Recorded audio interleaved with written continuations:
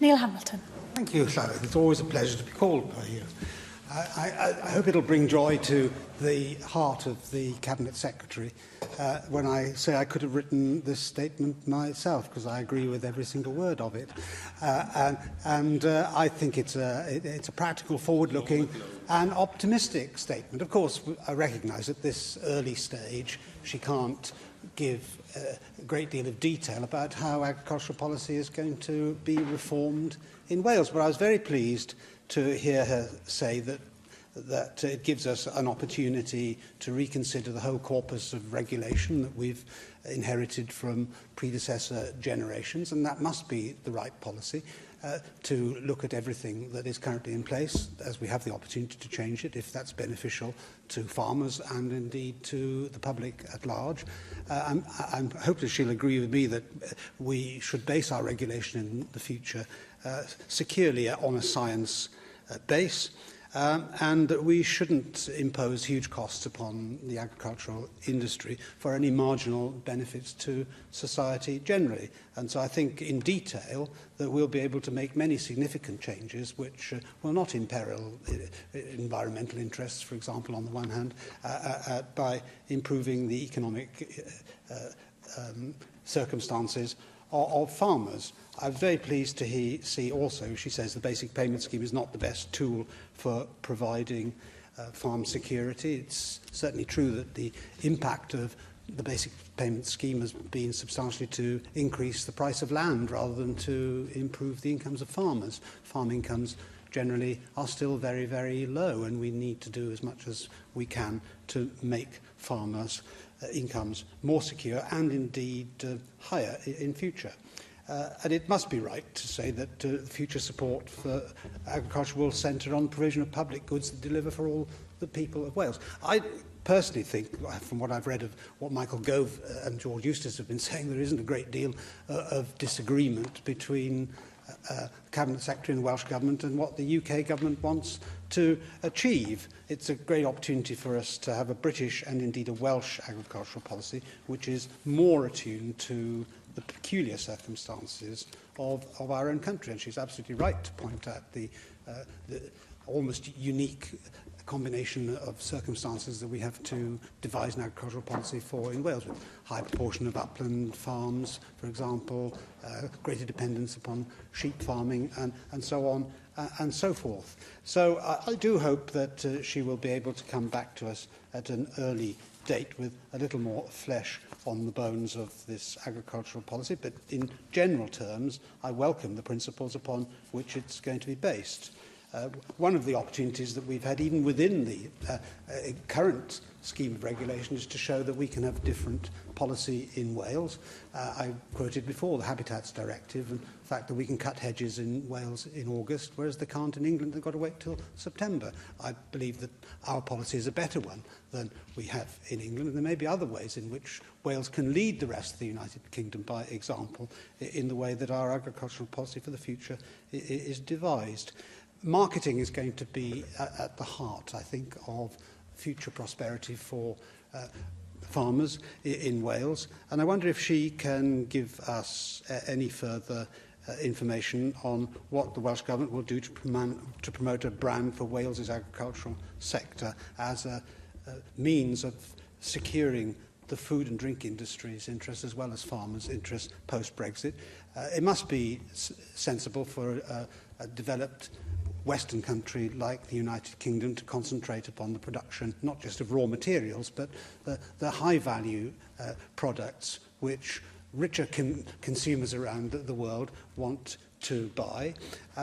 There is nothing to be gained from a sort of race to the bottom in terms of price competition. It's improvement of quality which is going to be the best way forward, in my view.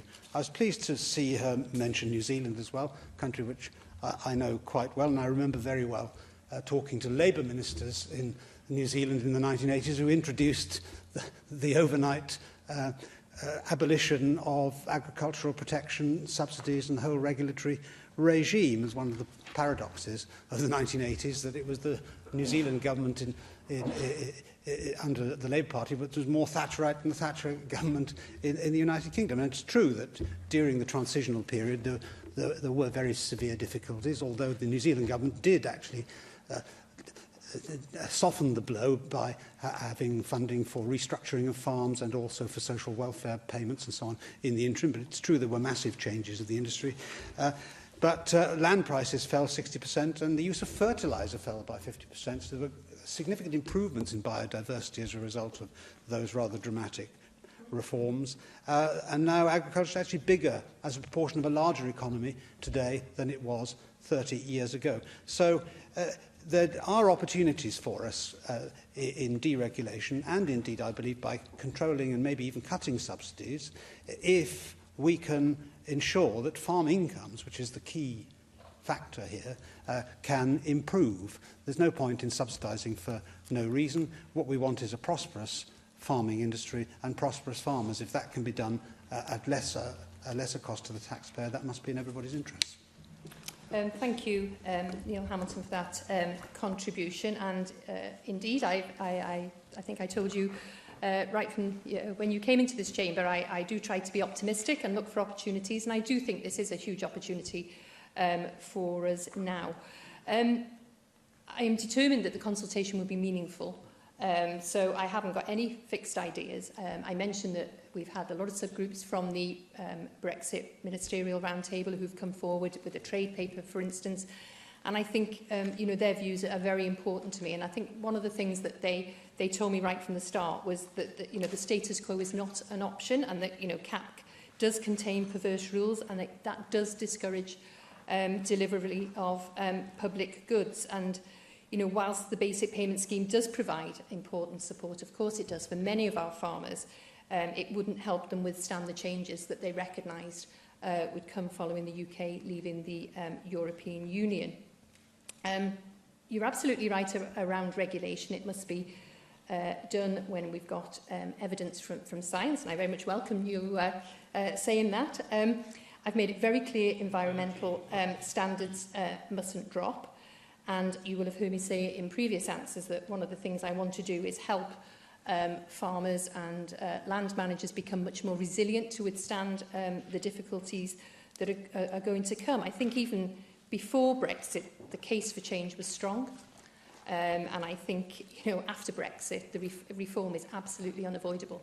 And I think that is recognised. The current policy we've got, I don't think prepares our farmers for change in the long term. And, the scale of income subsidies paid to sheep farmers in particular is insufficient to keep the majority of them afloat when combined with price drops. And, the price of lamb at the moment is very high. I was talking to a farmer last week who told me he was getting £30 more this year than he was last year. But obviously that's, due to the value of the pound, and it's not a trend that will continue. And I don't want them to be lulled into a sense of false security. You mentioned that you didn't think there was much to choose from between us and England. I think all four UK countries would say we wouldn't have wildly different agricultural policies, but I can assure you there won't be a British agricultural policy. Each country will have their own individual one.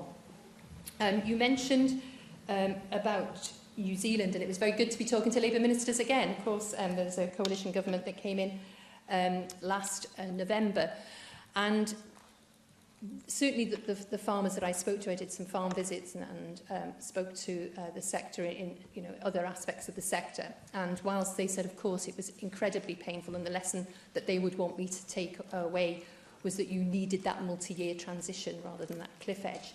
It was interesting that although there'd been incredible hardship and a lot of pain, which lasted for many years, they wouldn't go back.